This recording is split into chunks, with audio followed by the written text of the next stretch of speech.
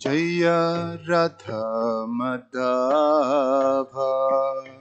Kunja Bihari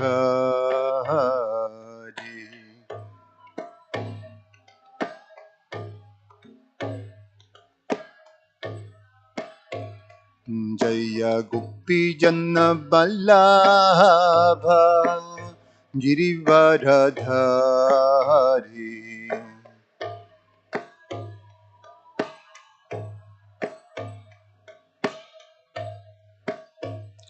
Jaya Gopi Janna Vallabha Girivaradhari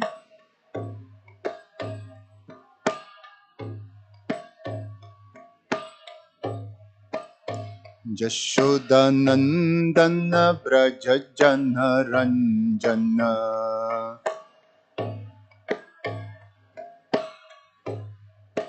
Jashodanandana Braja Jana Ranjana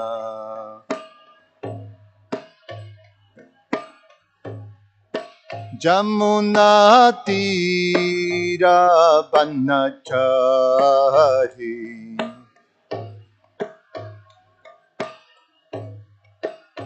Jamuna Tira Banachari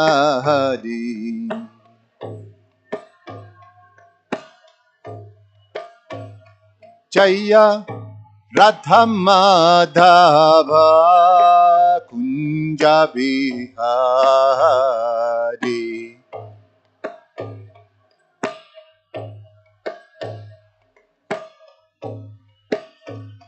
Jaya Radha Madhava Kunja Bihari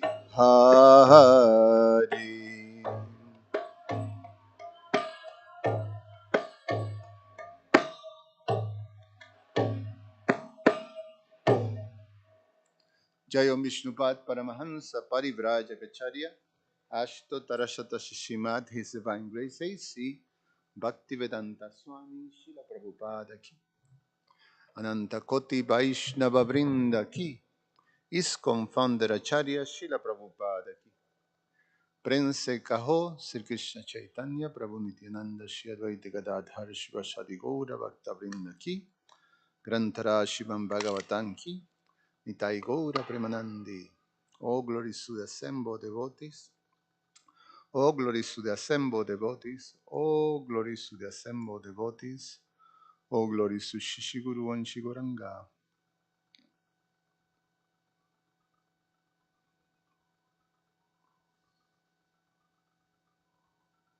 Om Namo Bhagavate Vasudevaya.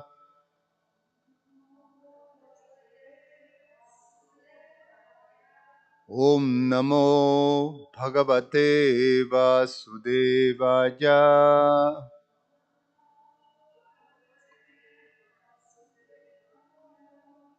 Om Namo Bhagavate Vasudevaya.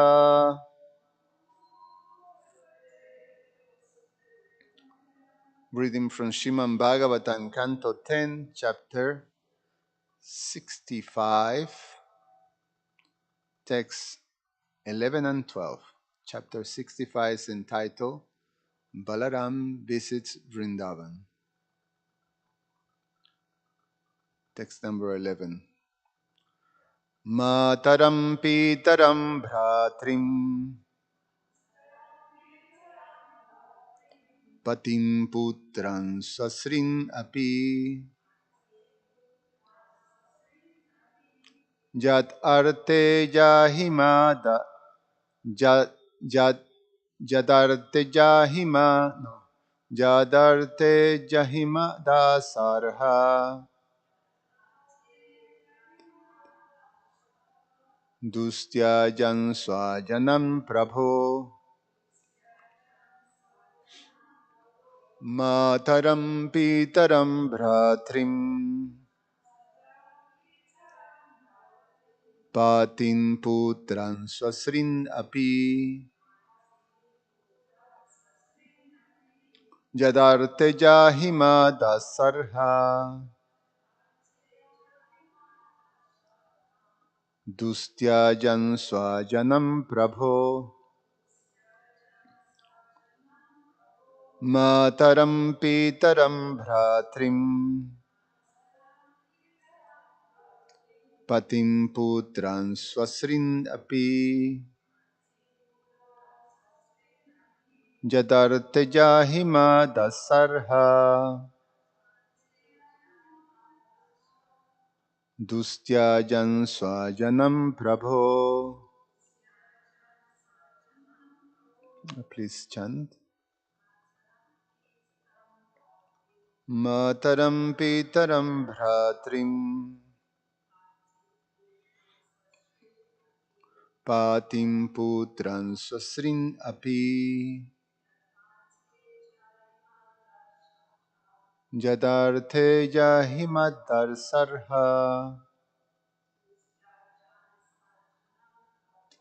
dustya jam swajanam prabho mataram pitaram bhratrim patim putran swasrin api jad arte jahimadasarha dustya jan swajanam prabho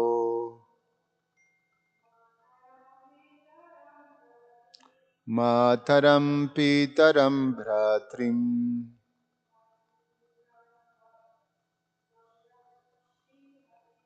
patim putran swasrin api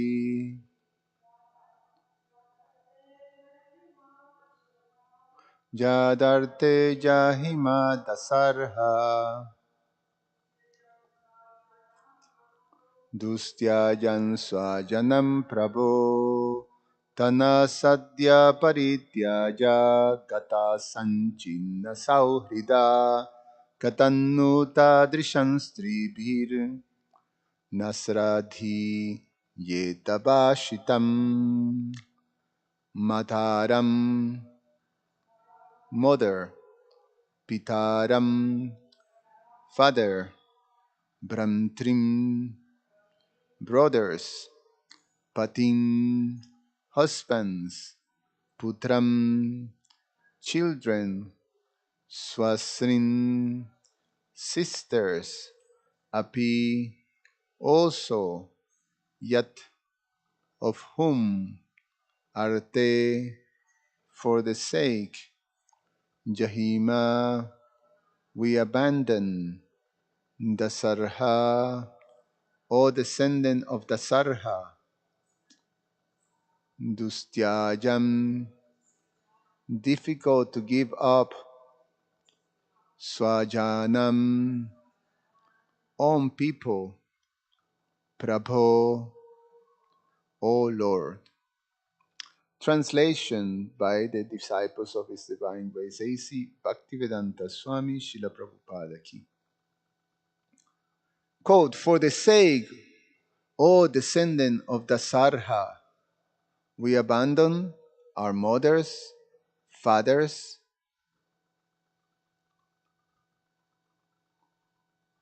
Sorry, I'll read again. For Krishna's sake, O descendant of the Sarhat, we abandon our mothers, fathers, brothers, husbands, children, and sisters, even though these family relationships are difficult to give up. But now, O Lord, that same Krishna has suddenly abandoned us and gone away, breaking off, breaking off all affectionate tie with us. And yet, how could any woman fail to trust his promises? Om Jnana Timirandasya Gyananjana Shalakaya Chakshur Ummilitam Yena Tasmai Sri Guruve Namaha. Nama Om Vishnupadaya Krishna Prasaya Bhutale Srimate Ramapada Swami Niti Namine. Nama Om Vishnupadaya Krishna Prasaya Bhutale Srimate Bhaktivedanta Swami Niti Namine. Namaste Saraswate Deve Gauravani Pracharine Nirvishesha Shunyavadi Pashatyade Shatarine Vanchakalpatarubhyascha Kripa Sindhu Vyacha Patitanam Pavanebhyo Vaishnavebhyo Namo Namaha. So this is the gopis speaking to Lord Balaram. This chapter describes Lord Balaram's visit to Vrindavan, and of course, the big question. Often it is said the 10,000-pound elephant in the room, right? Or something like the big issue that is being questioned from the very beginning of this chapter, and a very important subject matter that is highlighted in this chapter is that Krishna didn't go. That Balaram went, but Krishna didn't. And of course, part of the um, part of the situation is the state of the Brijavasis after Krishna has left um, to Mathura and then afterwards to Dwarka. And the whole separation, the state of separation in which Krishna's devotees in Vrindavan are left with, that externally appears is so disturbing and so heart-wrenching. Their situation, the description is just very intense. The descriptions of all the inhabitants of Vrindavan basically is the life has been taken out. Some of the descriptions that we have heard through the narrations of the Bhagavatam up to now includes the the the moment that Akrura was taking Krishna out of Vrindavan, and when the Brijavasis came to realize that Krishna was leaving, and for all the devotees, Nanda Maharaj and Yashoda, well, Yashoda was totally devastated. Nanda Maharaj have certain hope that, okay, Krishna will take care of Kamsa and then we'll come back. We go, the Brijavasis, we go with him, to Mathura, to being part of this in which Kansa has created this Jagya, this Dhanur Jagya or this bow Jagya, bow sacrifice, in which have to do with the celebration was during Shiva Ratri celebrations.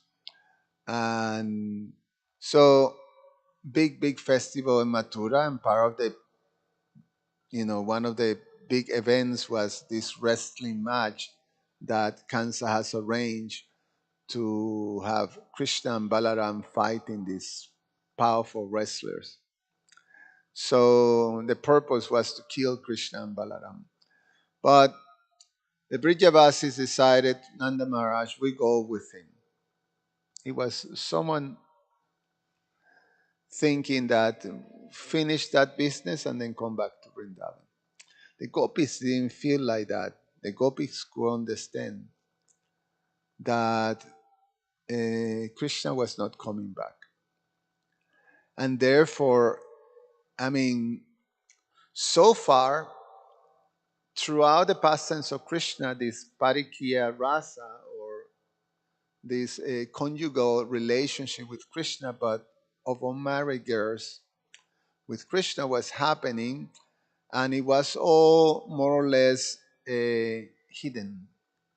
It was not a public thing. So even what appears to be that some of the gopis were married and there's some gopis were unmarried, and they will go and have the Rasa Lila with Krishna. So it was not something that was in the open air publicly. Um, but when Akrura was taking Krishna, then all those things were thrown to the side and they openly expressed their feelings towards Krishna. They could understand that and they were not going to allow Akrura to take Krishna. So they were going to commit suicide, right? Some of them were throwing themselves right in front of the chariot. So if the chariot was going to pass, they have to pass over their bodies. And, they leave their bodies. So it was a very, very intense narration.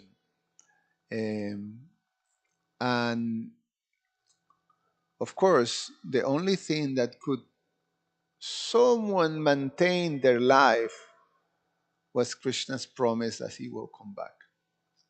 Same thing with the cowherd boys.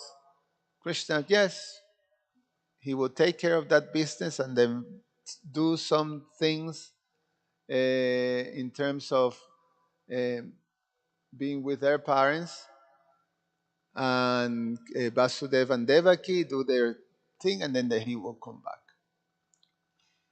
So the cowherd boys was also hanging on that promise. So we hear throughout from Krishna living Vrindavan the intense love in separation that manifested in the inhabitants of Vrindavan, that they went, basically in a maddened type of condition. And when we look that externally, it appears something just very, very, very difficult, very intense, very horrible. But internally, we come to know and understand through the teachings of Lord Chaitanya and the teachings of our Vaishnava Acharyas that this is the highest form of ecstasy that they were experiencing. And that in fact, they were in union with Krishna, but in an unmanifested way. Krishna was manifested not externally, but within their hearts. And the relation was the intensity of the love manifested in some superlative form. So we understand that from the philosophy. We understand that that is the essence of uh, um, the type of cultivation of love that is in one sense directed towards or being with being guided towards that type of cultivation or experience of love in separation from Krishna by Lord Chaitanya and Vaishnavacharya. So therefore, Lord Chaitanya in his Shikshastaka prayers, he highlights this type of love, the love in separation, when he say, Yugayitan timeshina chakshusha pavrisayitan sunjayitan jagat sarvan Govinda virahename. That, O Govinda, feeling your separation, we consider a moment to be like 12 years or more. Tears are flowing from my eyes like torrents of rain, and I'm feeling all vacant in your absence. So, this ecstasy that comes in that separation, that makes a devotee that is in that state, in a complete maddened state. We hear the six Goswamis of Vrindavan that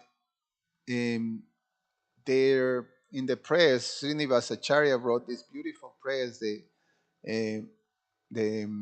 Sat Goswami Astaka, the prayers to the six Goswamis of Vrindavan that Prabhupada sings so beautifully.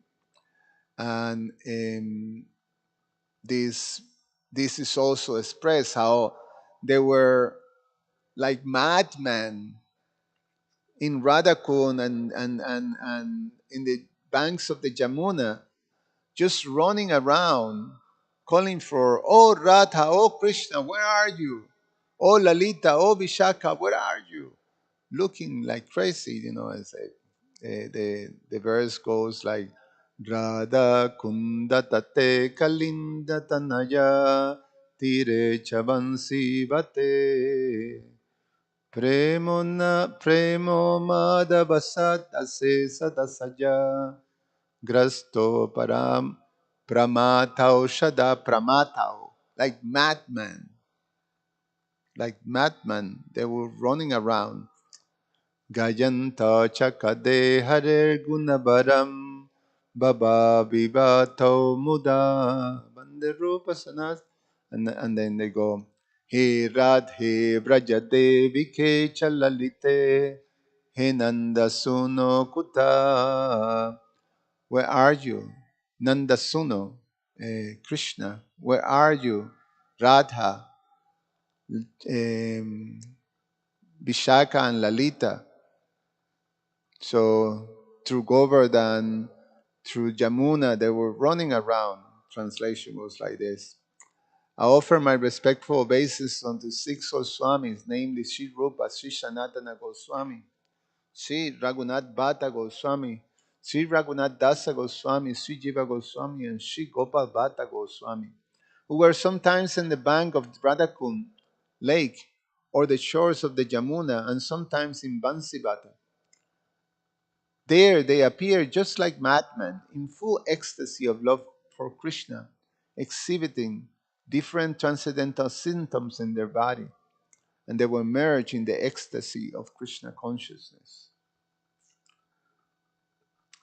who were chanting very loudly everywhere in Vrindavan, chanting, O Queen of Vrindavan, Radharani, O Lalita, O son of Nanda Maharaj, where are you all now? Are you just on the hill of Govardhan? Or are you under the trees on the bank of the Jamuna? Where are you? These were their moods in executing Krishna consciousness. The same ecstasy that is expressed, the same gopis, they were so attached to Krishna that even Krishna presence in Vrindavan, they will experience these extreme moods of separation, even just by you know, the time that Krishna was away with the cows, they will freak out. They will experience this separation.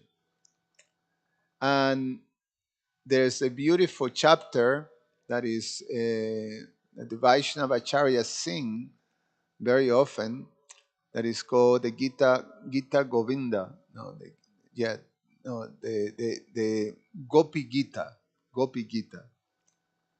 chapter 31 of the 10th canto. We went through that. That happens when in the Rasalila dance, Krishna left the Rasalila. And the gopis went mad, and same thing. They were going through the forest of Vrindavan and looking for Krishna, asking the different trees and creepers and animals about the whereabouts of Krishna.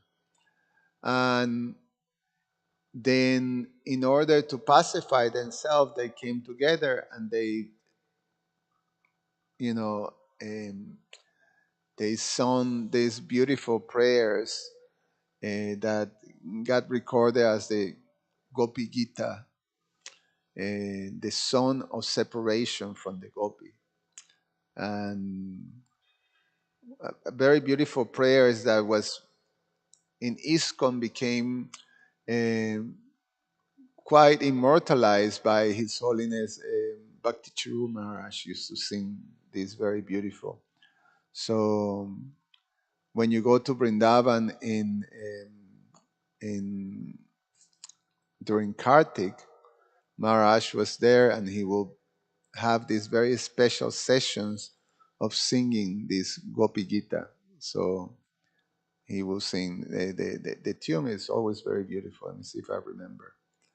Um, uh,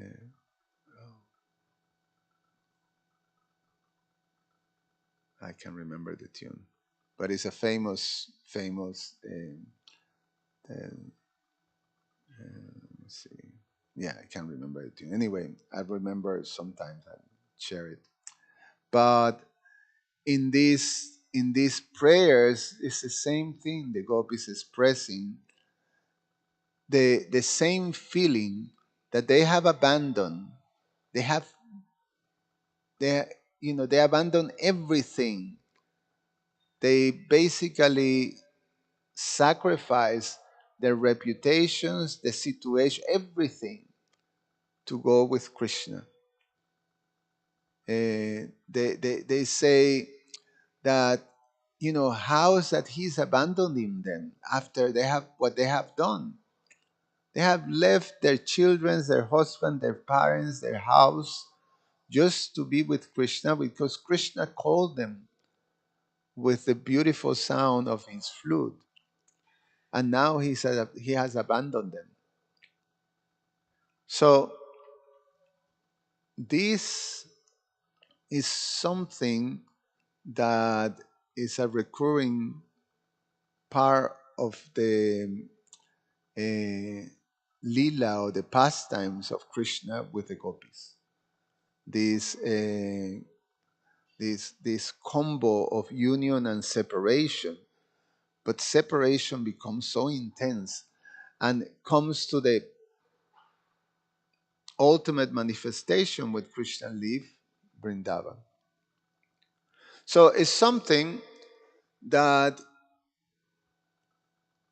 it's a constant question that we Gaudiya Vaishnavas always feel like it's a bit confusing, it's a bit, how Krishna, because we know uh, Krishna is the greatest well wishers of all, but and he reciprocates accordingly.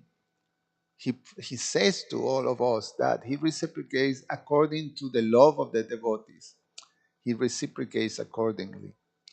So, from our perspective, or from a condition perspective, you always want to see that union part. So it's a question, why the manifestation of this past, and although we come to understand theoretically, at least philosophically, that this is the greatest ecstasy, but at the same time, we see the suffering that the inhabitants of Vrindavans are going through. They say it themselves. They constantly saying about their state of their hearts, and how brokenhearted they are. And Krishna himself expressed also that type of um, broken heart. It is expressed that Krishna would be crying every day that the devotees in Dwarka were concerned about.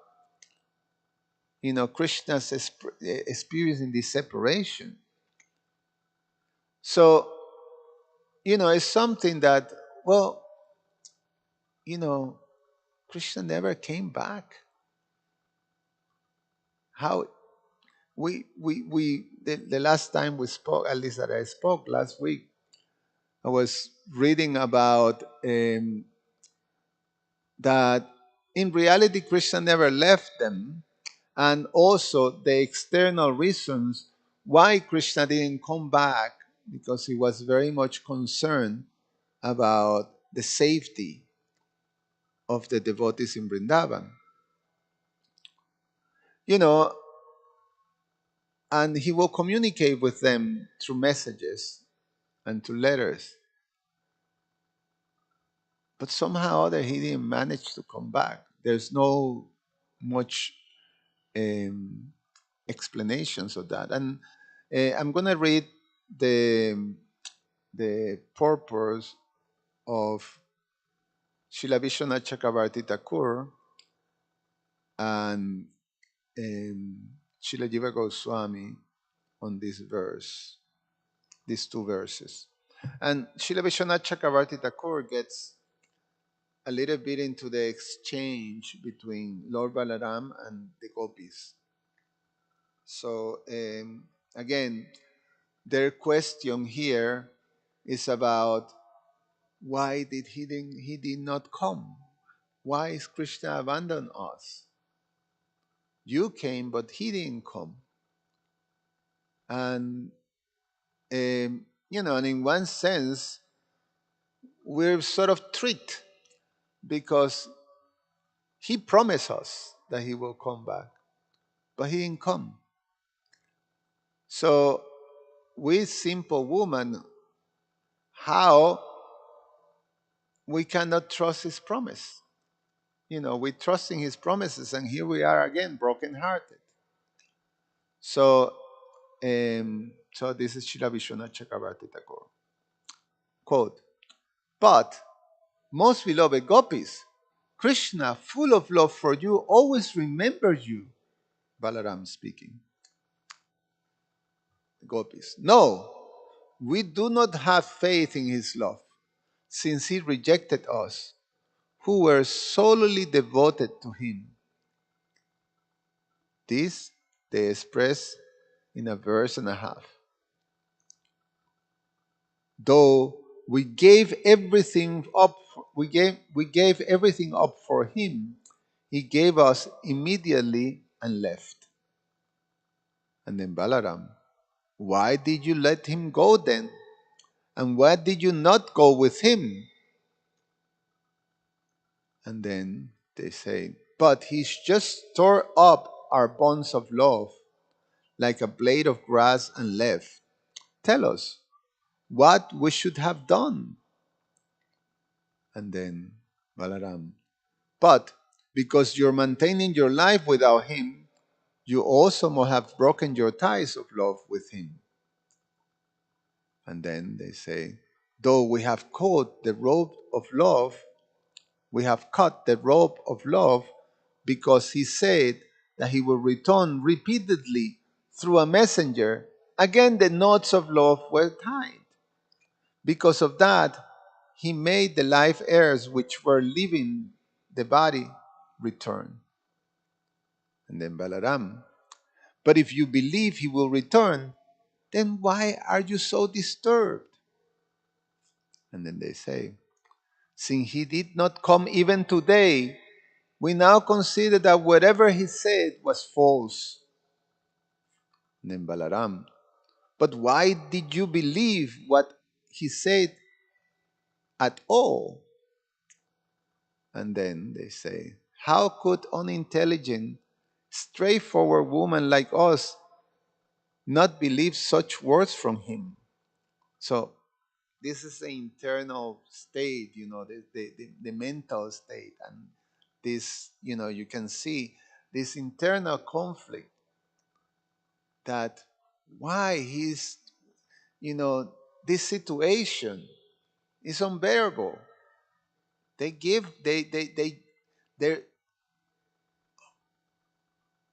their life is Krishna's. So how can they maintain themselves like that? Here's Jiva Goswami, Srila Jiva Goswami. Quote, he will always remember his wife. By leaving us, who had no other shelter, all traces of friendship disappear in him. Our mothers, etc., and friends were difficult to give up. The order of affection is from the strongest is from the strongest in the mother to weakest in friends. Affection from brothers is less than affection from fathers. The gopis gave no regard to these people, what to speak of having regard for anything else. From what they previously said, it is understood that they have rejected these people.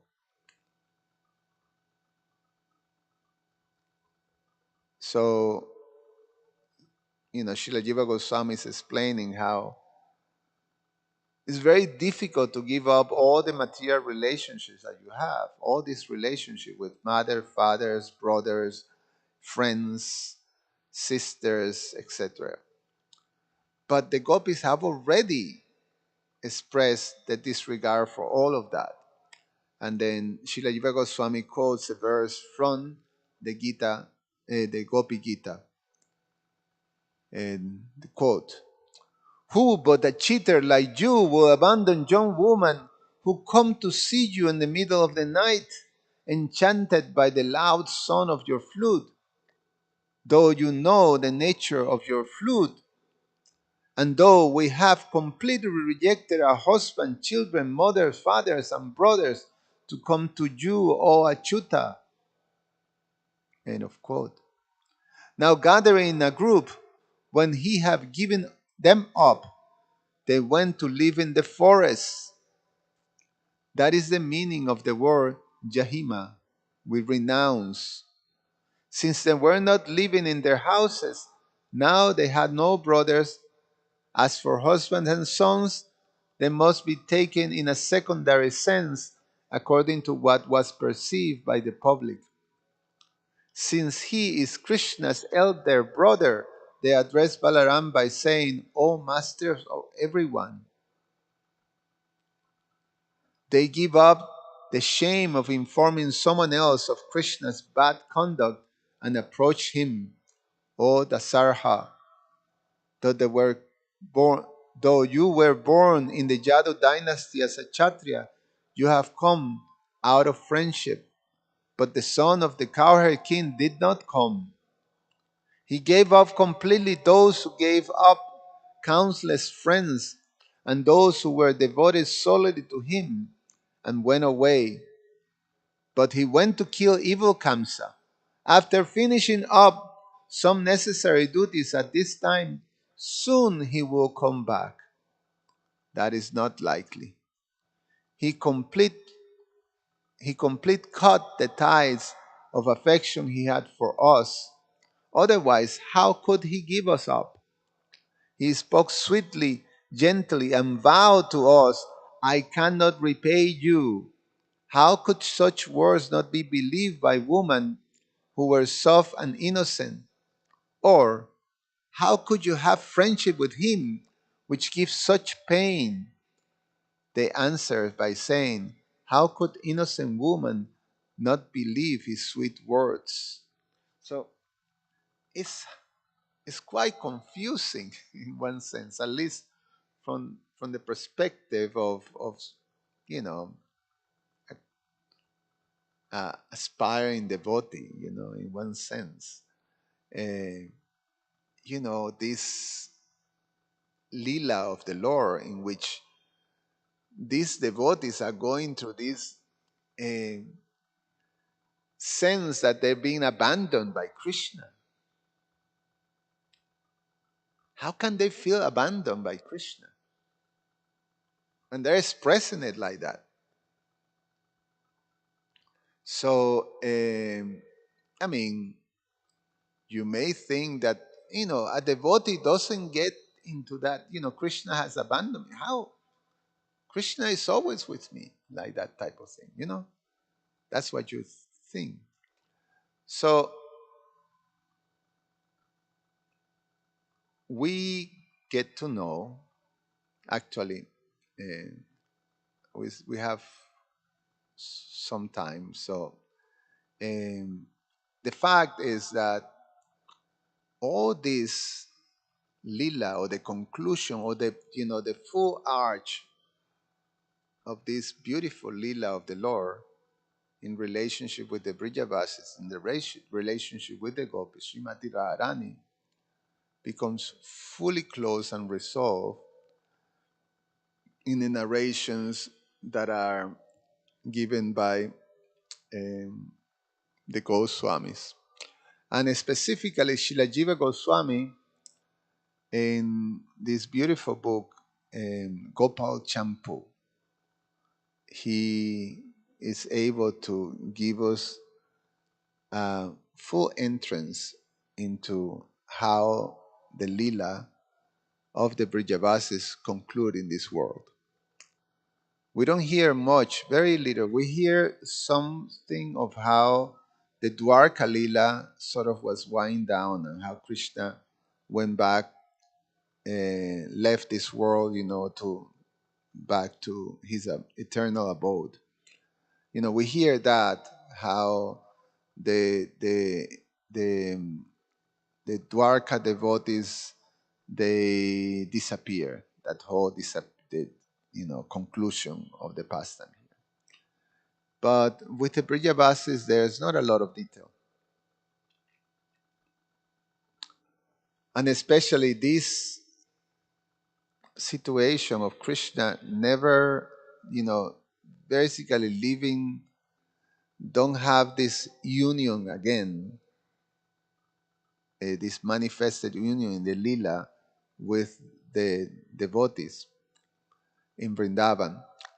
But Srila Jiva Goswami, taken from the Padma Purana, he gave us entrance into the conclusion of this Leela. And in fact, Krishna returns. And not only that, the whole situation that these girls, Shrimati Radharani, the Brijavasi, the cowherd girls, headed by Shrimati Radharani, were married to someone else. That whole thing gets solved. And the fact is that they were never married to anyone. And they finally become married with Krishna. And then they're back to Goloka Vrindavan. Krishna takes them back to Goloka Vrindavan in his chariot. So the whole we heard this just recently. I was in this retreat in New Vrindavan, and His Holiness Varshana Maharaj in a bonfire. So it was really cool. With all the devotees gathered in this bonfire, and His Holiness Varshana Maharaj was narrating pastimes of Krishna. So he told us this pastime, how Krishna returns to when Krishna returns to Vrindavan, and it happens.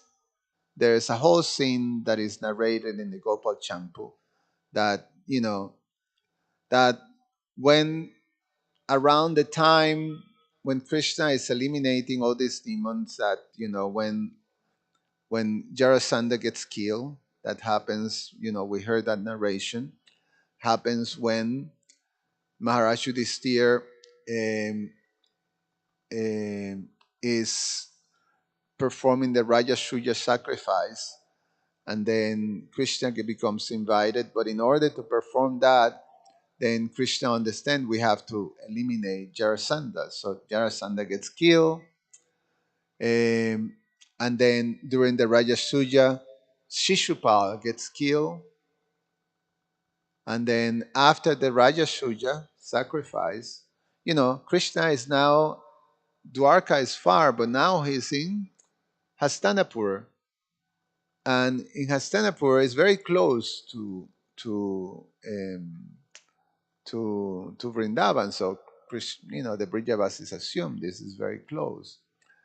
And um, then Shalva, we're gonna hear that Shalva comes to attack Dwarka.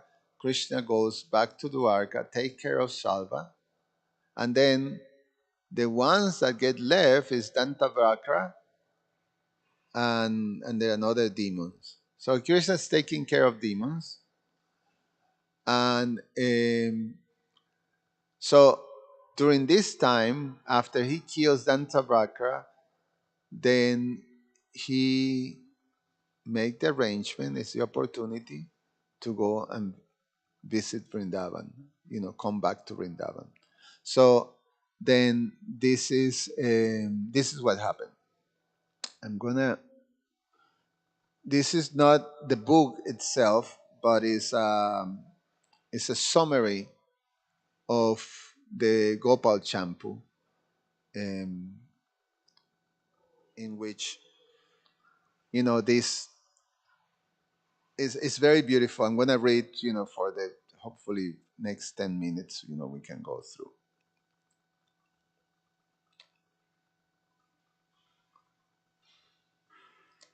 So here's here's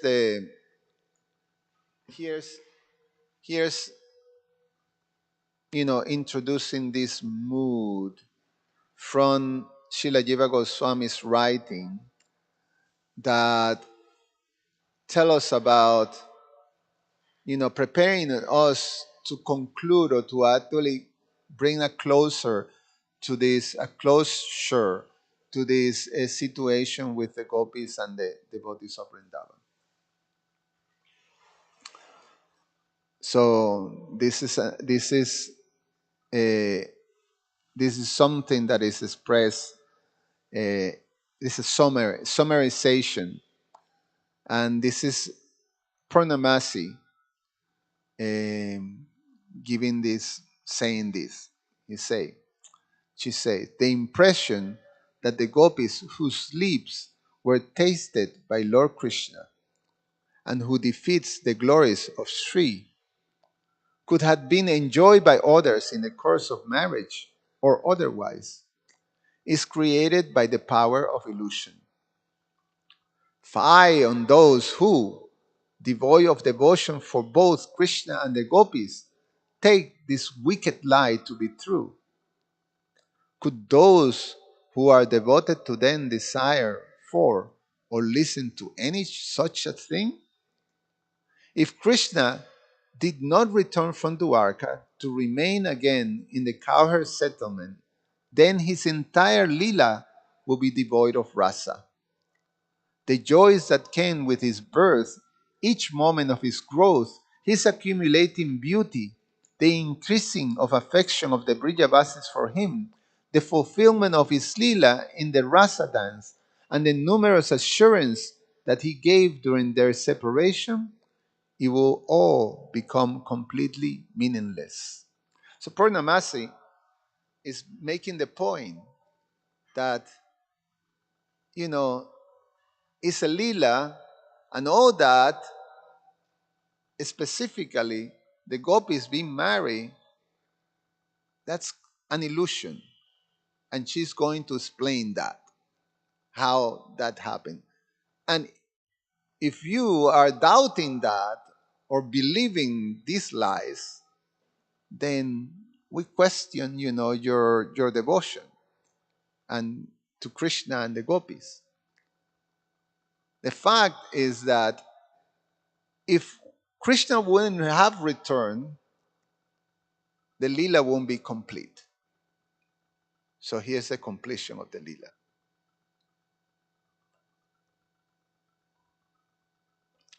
Krishna's absence is a kind of pleasure in itself, though secondary. By its very nature, it promotes the joy that will come when he reappears. If the rasa reaches its fulfillment in Braja alone, then this joy will never be experienced. So here's the description of Keshava's return to the land of Braja. It's a summary, so it's not exactly the book itself. This is the last chapter to use Bhagavad Purana material as a source. So Srila Jiva Goswami wrote this book. So he takes the source from different Puranas, including the Bhagavad Purana and the Padma Purana, retelling the story of the killing of Dantavakra with the adjustment made from the Padma Purana's account of the same event. These are the elements that has been subjected to lengthy exegesis. How you say that? Exegesis.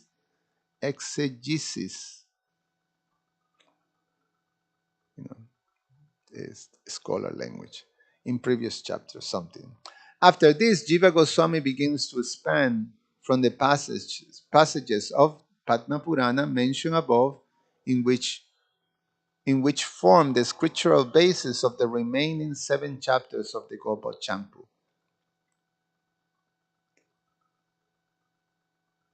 Let me see if I um, skip something here.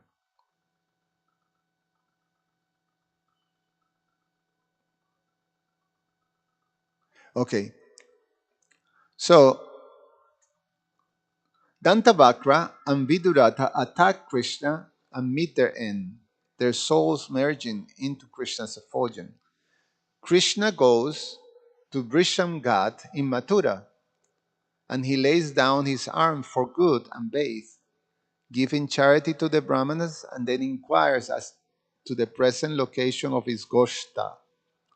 So, so where are all the Brijavasis? So he is in Brisham Ghat. So you have you been in Vrindavan, Achintya Prema? Not yet, no. Okay, Brisham Ghat is a bathing place famous in Mathura by the Jamuna that had many pastimes. It's originally Lord Brahma, um, something with Lord Brahma. I can't remember exactly how, but so Krishna, after killing these 2 demons, he went to Ghat to take rest. So now he's very close to Vrindavan. So now this is the opportunity. So he's asking about where are the Brajavasis. Meanwhile, the Brajavasins are worried due to having received only partial information about Krishna since the battle with Shava. Then they receive Krishna's last letter in which he states that his arrival is imminent. Just then he crossed the Jamuna, Krishna, blows his concha, and all the Brijavasins runs towards him. Purnamasi, Brinda, and Madhumangal come on the scene, being seen by them for the first time since Krishna's departure so many years before. Purnamasi tells Krishna to the rest to rest in the shade of a tree, and everybody else bring him food, for he has not eaten since leaving Indraprastha. Krishna would then enter the settlement in the evening. Krishna explained that he wishes to wait until Balaram comes so that he may do so in his company. Purnamasi counters by saying that he should give pleasure to everyone on that very day. Krishna is distressed to see the bedraggled condition of the Brijavasins, who have sacrificed all their possessions for the religious act dedicated to his protection and safe return. He gave them gift of jewels and clothes and received in turn similar gift of clothing for them. Krishna does give up the Kshatriya clothing and dons the apparel suitable for a cowherd. After eating, he gets on his chariot and surrounded by bullock carts, amidst music and showers of flowers, entered the Goshta and finally his own parents' house, where he spends the evening gossiping with his friends until going to sleep. One outstanding feature of the Braja, he remarks, is that physically no one has changed at all from the way they were when he left them so long before. Quote, Krishna saw everyone in the Gosta looking just as they had on the day he left to go to kill Kamsa, the same size and age, even after all the time. How could a non-entity like time forcibly change them, even if given aeons to do so, when they are the object of his constant meditation? End of quote. The evening session conducted by Madhukanta focused on the gopis' emotional reactions to each step of Krishna's entry into Braja. It ends with the verse. So Madhukanta is one of the characters that are part of the Gopal Champu that are narrating these pastimes. So he ends with this verse. When he entered the cowherd settlement after having lifted the excessive burden from the world, he was soon seen by all, including Radha. Though her vision was interrupted by the flickering of her eyelids, tears, and trembling, still she still looked at him again and then passed the nights without repose. To this, Madhukanta comments, previously you considered separation from Krishna to be union, and now you take union to be its opposite. It is thus better for us to keep silent about things we do not understand. So, this devotee, Madhukanta, is saying, to understand the ocean of this union and separation and how they interchange, and when they're in union, then separation, the separation is there, and when there's separation, union is there. It's just better to keep silent because to speak about the things that we don't understand. So now, chapter 31, resolving the doubts of Radha and the other gopis. So this is where it's explained how it gets resolved, this idea, or this understanding that this illusion that they were married, how exactly that is understood, or what happened. This chapter and the next could be considered among the most important of Gopal Champu, in that the obstacles of the betrothal and marriage of the gopis to Krishna are therein removed. They shall therefore be discussed in a slightly more detail than others has been so far in this summary. This chapter contains a short morning session and rather longer evening one. On the morning after Krishna's arrival, he follows a schedule not unlike that described in the in, in another part of the book. He first sees his mother, who showers him with love, and then goes to his father's assembly, after which he then spends the rest of the day with the cows and the cowherds.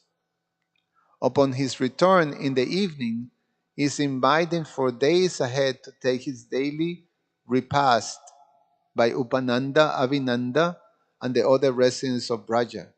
Daruka, Krishna's chariot, who is witnessing to all these things. Krishna, the killing of demons, living Dwarka as a king, but here he is the subject of the residents of Braja, like a debtor who owes more than he possesses. End of quote. In the evening session, Krishna feels cautious about publicly declaring his feelings for Radha and the gopis. Quote, previously, I felt much embarrassed before the people, so I left on the excuse of killing Kamsa. I have returned specifically to bring the gopis back to life, but still the deep sense of embarrassment has not deserted me. In one sense, because this whole thing of parikia is not something that is in a civilized society is not something that is appropriate. So Krishna is embarrassed. That meeting previously arranged by me on the field of Kurukshetra was like a drop of water on a heated frying pan. Nothing at all to those who search for it. But in Braja, it should be the opposite of that. End of quote. Though Krishna decides to wait in silence indifference for some time, after a moment he reconsiders, thinking that there is nothing to be gained by such indifference. After all, after his departure from Braja, the gopis has ceased making any pretense about the nature of their relationship with him. Radha has even declared that she and the other gopis no longer had any home at all. For this very reason, however, Krishna felt even more shame, a shame which could be dispelled only if the gopis' marriages to other men could somehow be annulled or nullified. Their validity has previously been negated by Shukadev, but by reference to Krishna's divine status, which was altogether inappropriate in the present circumstances. In Gokula, the only solution could be through marriage with the gopis according to the local custom. The distress of the gopis will increase in the waiting, which in turn will cause further misery for Krishna. But still he could not see a way out of the quandary. At this juncture, Purnamasi again appears with Brinda and Madhumangal. She berates Krishna somewhat for being distressed. Why? She asks. Do, do you not accept Radha the way you did Rukmini? After all, the scripture says, Rukmini dwaravatyam tu Radha brindavane vane. This is a quote from, Prabhupada quotes this from the Skanda Purana, that it said, Rukmini is in Dwarka, but Radha is in the forest of Vrindavan. So Purnamasi is questioning Krishna like this.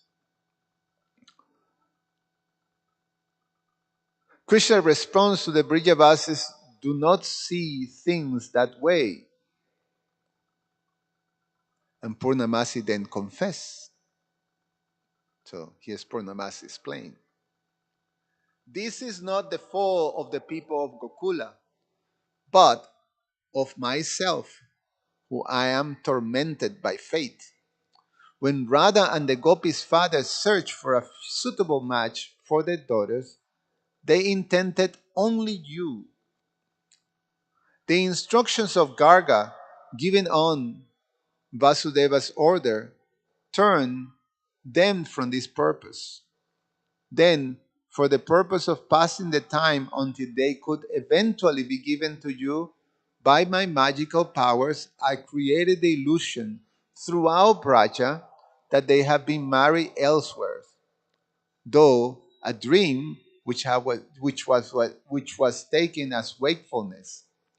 Thus, they came to see those men as their son-in-law, though it was a matter of regret. Continue explaining this situation. The, the situation with Gargamuni is that, I, I haven't get the full details, but it was something like, if Krishna marries the gopis, if the gopis were married to Krishna, then that would lead Braja to a huge situation of some separation, calamity, and things like that. So, so then the parents of the gopis, just to on that prediction of Gargamuni, then they wanted to marry the gopis to other, cowherd men. So Purnamasi made this arrangement. She created clones of the gopis, like duplicates. So she explains that. Krishna responds, even if it is a matter of regret, they are nevertheless convinced of the relationship, and thus the fault still remains. So Purnamasi argues that since the relationships arise out of a dream-like illusion, and since only Rukmini's father Bhishmaka, Radha's father, had never, and unlike Rukmini's father's Bhishmaka, Radha's father had never sought to contract any other marriage. There could be no fault. Krishna continues to be unconvinced. Quote, the fault lies in that the gopis too consider these men to be their husband and that they slept with them. End of quote. Purnamasi again denies both premises and launches again into a litany of Bhagavad Purana quotations in which she shows that the gopis considered Krishna alone to be their husband and that they had known no physical intimacy with their so-called spouses. The means by which this was done was through Yogamaya's creation of the gopis doppelgangers. That how you pronounce that word? Doppelgangers, which means it's like a clone, it's like a copy. It's a it's an image of like a double, you know, who have replaced them for such unsavory functions. Purnamasi promised to reveal this to all of the Braja, to all Braja, in order to remove the trance and the fake gopis. So she concludes by appealing to Krishna for sympathy for Radha's condition. Quote, fire is everywhere famed for consuming that which gives it. Shelter is the same reputation. So I read again. Fire is everywhere famed for consuming that which gives it shelter. If the same reputation is obtained by love for you, you will be criticized as a result. So this is the part that gets confused. Is loving Krishna will bring you to, be completely consumed, like, the fate of Radha and the gopis. It's like Krishna, you know, is loving Krishna will end us in you going mad and, being all broken-hearted somewhere in a forest. No, no. So, so Purnamasi then goes to cheer the gopis up. Sorry, it's going late. Should I keep going? Do you have service? Are you good? You have to go to work soon. Okay, I read for 10 more minutes or something. I found it very beautiful. I think Purnamasi then goes to cheer the gopis up. They have written a letter in which they state the decision to commit suicide, much in the way that Rukmini has done in her letter to Krishna.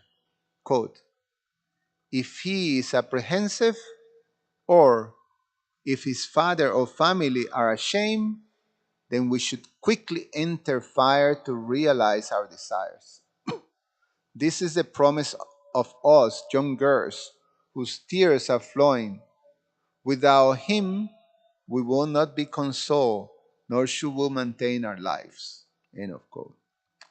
Purnamasi tests the gopis by acting the devil's advocate and arguing in favor of the Parakya status quo, stating that the fear and shame which restrain one alone give love for Krishna, the edge by which the ultimate good is obtained. By seeking to be married, the gopis will subvert such an attainment. So she's saying, but the intensity of the experience of the parakya in this situation, in the relationship with Krishna, is even much more exalted. And the reason this is explained is that they have to exercise a much more greater surrender and a selfless um, um, um, position that enhances, the relation and the love. So by giving up that, by getting married, now you're gonna give up that type of, you know, position. So the gopis answer: let those women alone take this restraint as a mean to a higher estate. Others like us will not. We, others, would consider ourselves unfortunate to have such an awareness. The only thing which can restrain one from obtaining him is the absence of any love for him. Those such as we seek the higher awareness, as found in the queens of Dwarka, when it was said about them, even though he was by their side in complete privacy, they still found his lotus feet to be ever new. So the gopis wanted this position of, you know, that to be unified with Krishna, just as the queens of Dwarka, to be in this marriage.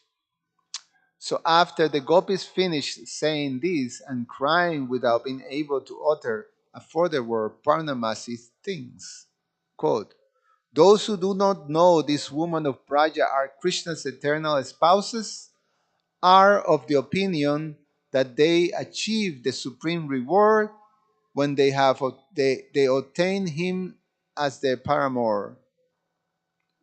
But those who understand that they are his eternal wife take such opinion to be just an insult to them. How could such an insult bring happiness to any devotee? So um, they're eternal consorts of Krishna, and that's the understanding. If you have some other opinion, then it's an insult to the gopis, like that. So this is what Purnamasi is saying. Purnamasi does give up the pretense and reveals Krishna's feelings for them, saying that his intentions toward them are honest.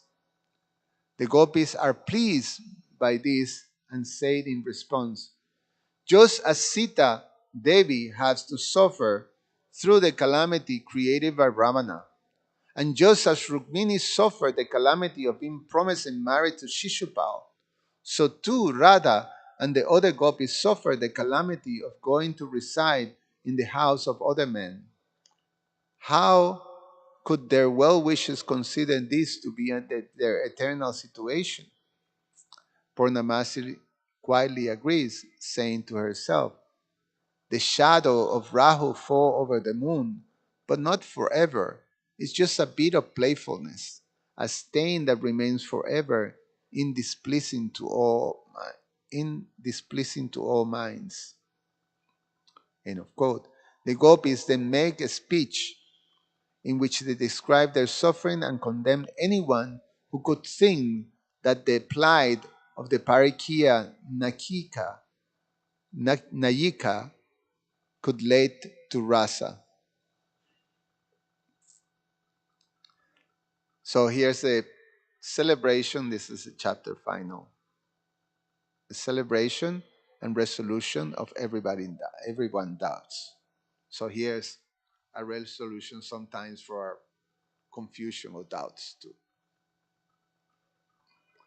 This chapter continues the setting of the scene for the wedding of Krishna and the gopis.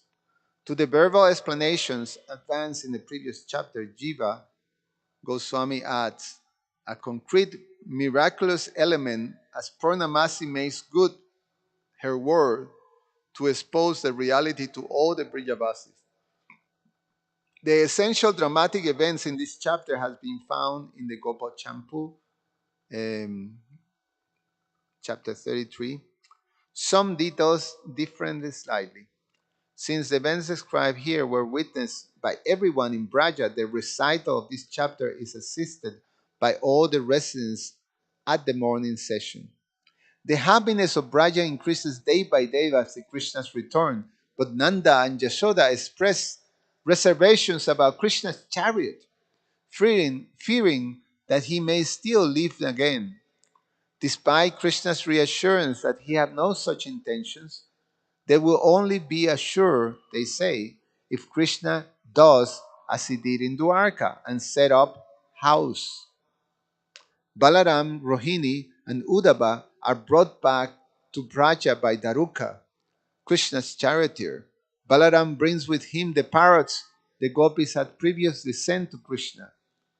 Snigdhakanta comments really rightly about Balaram's return. Observe. Vasudeva stole by deception both Nanda's daughter and son for himself. Now Krishna has been doubled by Vasudeva's own son Balaram, thus fulfilling his father, Nanda. End of quote.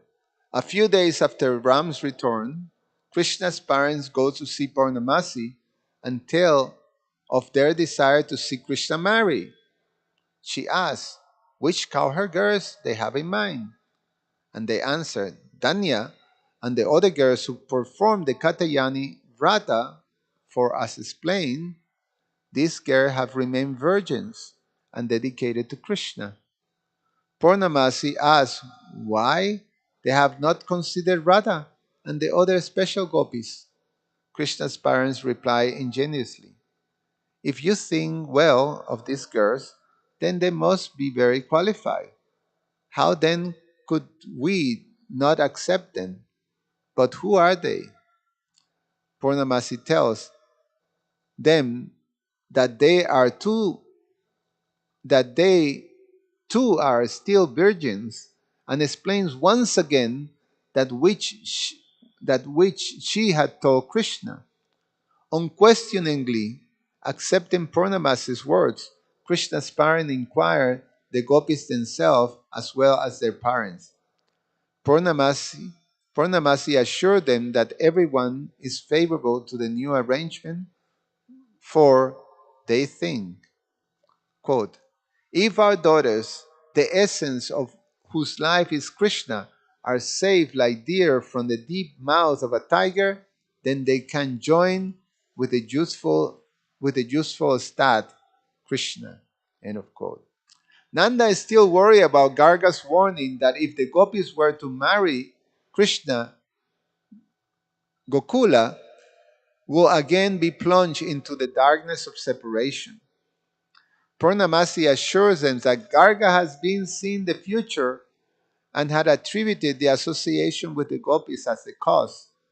But, in fact, that was only his opinion. In reality, union with the gopis was an auspicious act and could not be the cause of any separation. When asked by Nanda and Yasoda about public opinion, especially that of the gopis' so-called in-laws, Purnamasi says that she will take care of that and tells them to call a public assembly of all the residents of the community on the next day. So Purnamasi is all the Brijavasis come together, and then here's when she's going to show the actual happening, that what's that is going to conclude everything. The following morning, when everyone, including Radha, etc., has gathered, Purnamasi tells some woman to go to every house, for not absolutely everyone has arrived. These women return with the amazing news that they have seen Radha and her friends still sitting in their house of their in-laws. As soon as this, the doppelgangers are also brought to the gathering. Purnamasi sits down to meditate on Vishnu Maya, who manifests herself to everyone's amazement in an eight-armed form, and the goddess coming near to all says. So, here they are in this meeting, all the Brijavasis, and then Purnamasi brings, there's the gopis there, Shrimati Radharani and the gopis, and then she brings the doubles, and they're all sitting in there, the gopis and their doubles. And then now she invokes Yogamaya, who was the daughter of Nanda and Yashoda. Remember? So she appears with the eight arm form, and then she said, "Huh? Well, remember that she was exchanged. She was taken from the bed by Vasudev. You know, the pastime said she was exchanged by Krishna, but actually Yashoda is also in the Gopal Champu, and the scriptures also describe that they were both Krishna and Yogamaya were brothers and sisters from Mother Yashoda also.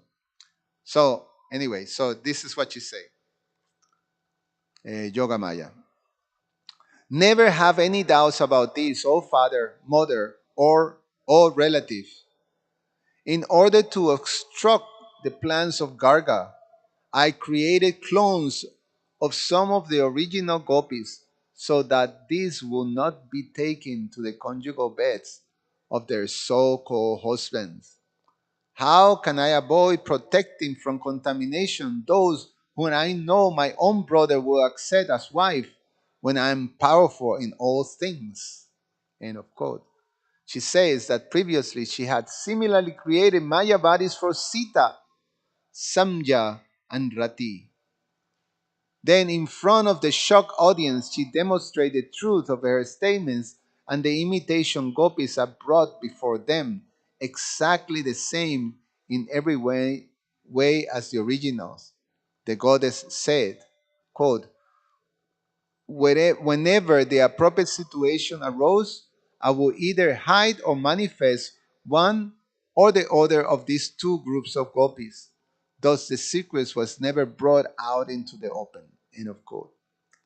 She then challenged the audience and tells to tell the difference between the two groups.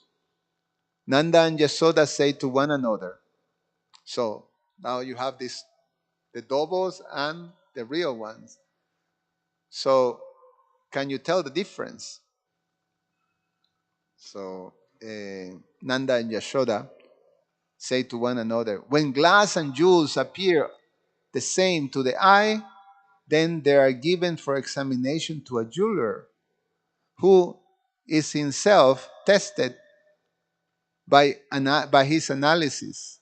Similarly, we have been ordered to distinguish Radha and her friends from the imitations by which we are also being put to test.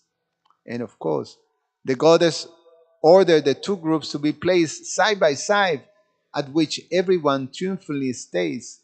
The moon shines bright in the absence of the sun, but when they place next to it, it appears to have no luster. End of quote. When Nanda asks what is to follow, the goddess tells him that the original Radha, etc., should return to their parental home, while the others should go to rejoin their husbands. After this, the goddess returned to her own abode. She goes to stay in a building near the Yamuna banks, making her identification with Purnamasi of earth. When Vrishabhanu and the other parents wanted to take the original gopis home with them, however, they were not ready to accept the proposal. They say as follows. So this is the parents. Even though Devi has shown how things are, we nevertheless think that other than fire, nothing else can eradicate the ill repute that has accrued to us. We do not think, therefore, that it is proper that we return to our fathers' homes at present, but rather our bodies should be placed in fire to prove our purity. We have indeed previously written an affidavit to this effect. Also, these are the gopis speaking, Shrimati Radharani as the gopis. And the following letter show to everyone. So this is the affidavit that they wrote. It's called Pratikshna Patra. In word, thought, deed, in wakefulness, and in dream, if we have fallen away from the son of the cowherd king, then let our bodies turn to ash in a trial by fire in the assembly of the king. End of quote. Just at that moment, the famous fiery tempter ascetic Durvasa, dressed in clothes of bark, comes on the scene of the confused Vrijavasis. In the land of Krishna's devotion, he is in a better temper than usual. He confirms again, quoting his own words in Gopal Tapani Upanishad, So bohi swayam swayam swami babhati. He is your very own husband. The Brijavasis answer that it is not they, but rather the gopis who are feeling uncomfortable with the present circumstance and were seeking to undergo trial by fire. Though the sage laughs openly and states the lack of necessity for such an ordeal, he agrees to produce a fire out of his mystic powers for that purpose. Quote, if these girls are not pure, then Krishna has no compassion for them. And if they be engulfed in the flames of his compassion, then what can a worldly fire achieve? Whether it be ordinary fires, the undersea volcano, the sun, or even Rudra with its flames at the end of time, are all helpless. In order to prove the single minded devotion they have for Krishna, the gopis walk into the Muni's fire, holding fast the truth. They then walk out again. Lo, not even the hems of their dresses were singed. Instead, they took a new virginal beauty. Anyway, it goes on. Uh, the marriage takes place, and after the marriage takes place, um,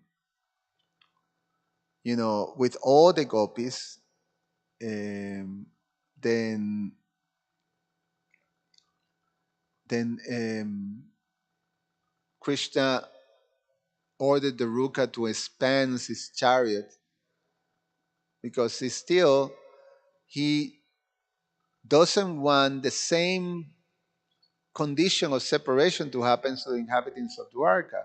So he decides to take the whole Brijavasis back to Goloka Vrindavan in the spiritual world. And so there is no separation there. There won't be separation in here. So more or less that concludes. There's more beautiful narrations like that, but it's just too late now. Sorry about that. I hope you enjoy it. And also um, it gives something like a full picture from our acharyas to understand the whole nuances of this beautiful lila of Krishna and the gopis and Shrimati Radharani. And no questions. We're going to finish here. Grantarashman Bhagavatam Ki Jai.